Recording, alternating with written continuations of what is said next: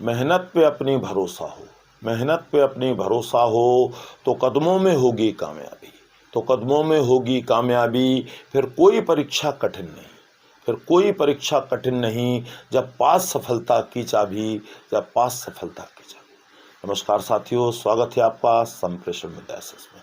मैं हूं आपका दोस्त डॉक्टर एसएस त्रिपाठी।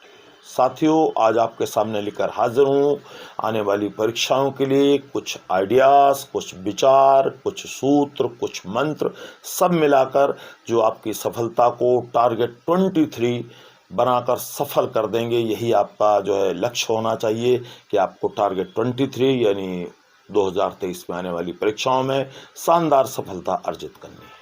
अगर आप इन बिंदुओं पर विचार करेंगे, इनको आजमाएंगे, तो यकीनन सफलता आपके कदमों में होगी। एक और ख़ास बात अपने माननीय दर्शकों से करना चाहूँगा, अगर आप ऐसे ही शानदार कंटेंट के शौकीन हैं, कदरदान हैं, तो हमारे चैनल पर विजिट कीजिए। वहाँ 160 से भी अधिक वीडियो आपके लिए उपलब्ध हैं, जहाँ आपका ज्ञान अर्जन होगा और वो सब आपके लिए निश्चित तौर पर उपयोगी साबित होंगे। तो मित्रों, मैं यही कह रहा था कि अगर आप इन बिंदुओं पर विचार करते हैं तो यकीनन आपकी सफलता तय है, सुनिश्चित है। और मैंने यह टारगेट 23 में 23 बिंदुओं को समाहित किया है, जिन्हें लेकर मैं आपके सामने प्रस्तुत कर रहा हूं। और यहाँ मैं प्रस्तुत करने वाला हूं शुरू से लेकर अंत तक का एक समझिए सामान्य रोड मैप, संभावित रोड मैप, जिसके अनुसार चलकर आप अपनी परीक्षाओं को सफल बना सकते हैं। और तो पहला नंबर है कि परीक्षा के दिनों में आप टेंशन फ्री रहिए, कॉन्फिडेंट रहिए।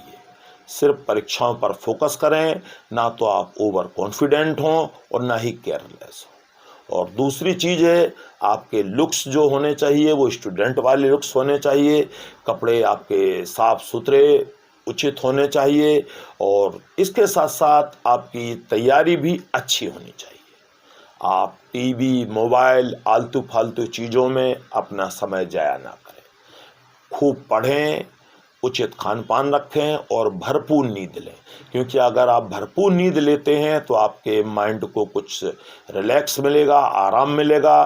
फिर आप अच्छी तरह याद कर पाएंगे, वो याद किया हुआ देर तक स्थायी रहेगा दिमाग में। और अब जहाँ तक एग्ज़ाम सेंटर की बात है, तो एग्ज़ाम देने आप समय से पहुँचें और जो भी ज़रूरी डॉक्यूमेंट्स हैं उन्हें सबको लेकर जाएं।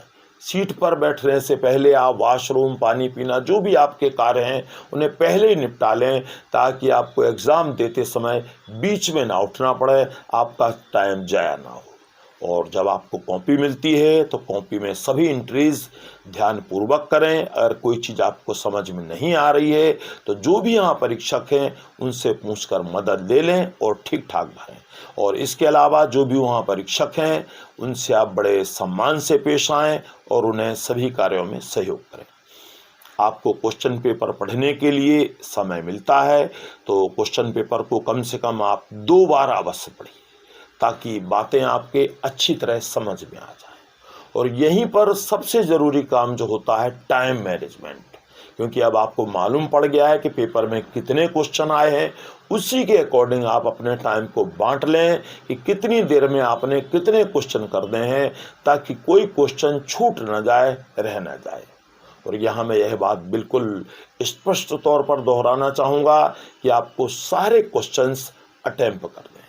सबसे पहले आप सरल क्वेश्चनों से शुरुआत करें, ताकि चेकर पर आपका एक इम्प्रेशन अच्छा बन सके। उसके बाद उसी क्रम में आगे बढ़ते चले जाएं। अंत में वो प्रश्न करें जो आपको कम आते हैं या कम समझ में आ रहे हैं, लेकिन उनके भी उत्तर आप अपने मन से बनाकर उसके आसपास जो भी आपको जानकारी है उसको लेकर आप उनके उत्तर भी पूरी तरह लिखें।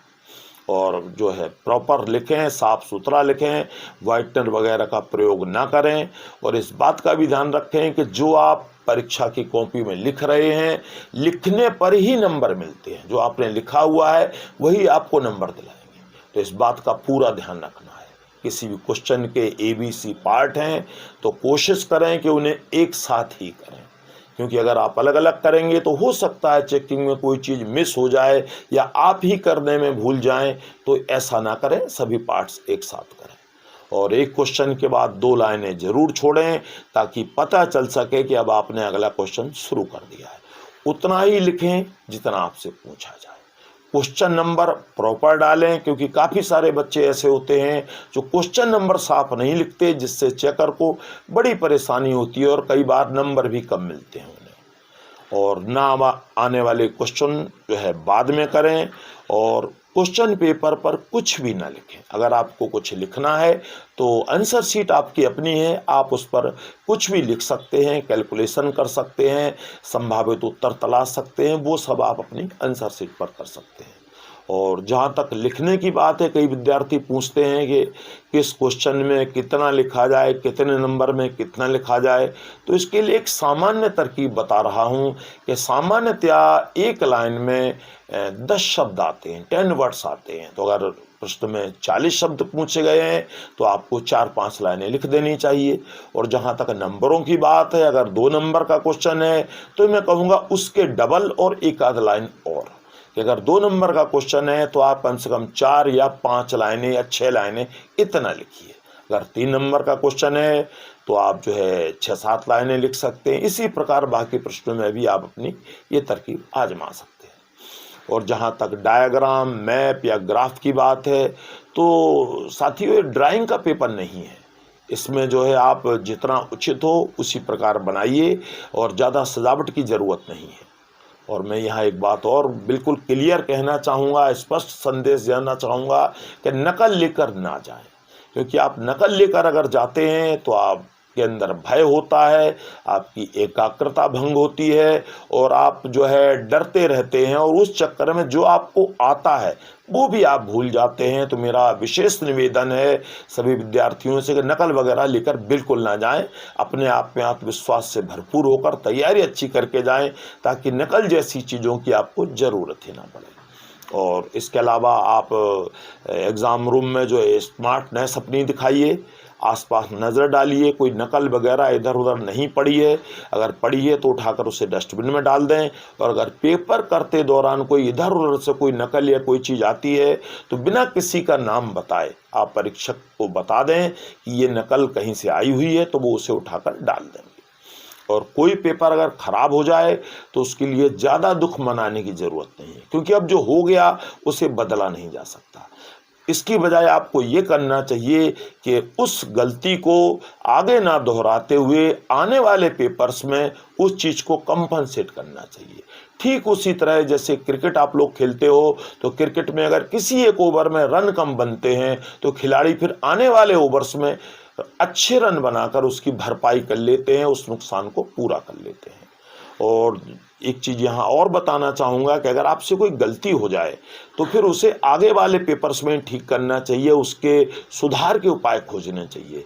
एक और अच्छा उदाहरण है कि जैसे आप गूगल मैप लगा लेते हैं कहीं जाने के लिए, तो गूगल मैप देखते होंगे आप लोग कि अगर आपसे कोई गलती हो जाती है, कोई आप मोड़ गलत मुड़ जाते हैं, तो गूगल मैप आप पे नाराज़ नहीं होता, बंद नहीं हो जाता गूगल मैप। वो आपको उस स्थिति के अनुरूप कोई अच्छा दूसरा विकल्प सुझाता है ताकि आप अपनी मंजिल तक पहुंच सकें। तो यही काम आपने एग्जाम में करना है। और मैं इन सब बातों के साथ ये भी चाहूँगा कि आप अच्छी पढ़ाई, अच्छी तैयारी के साथ जाएं, और जो आपका टारगेट 23 है उसे शानदार तरीके से पूरा करें, शानदार सफलता अर्जित करें। मेरी आगामी परीक्षाओं के लिए बहुत बहुत शुभकामनाएं। All the best. Thank you.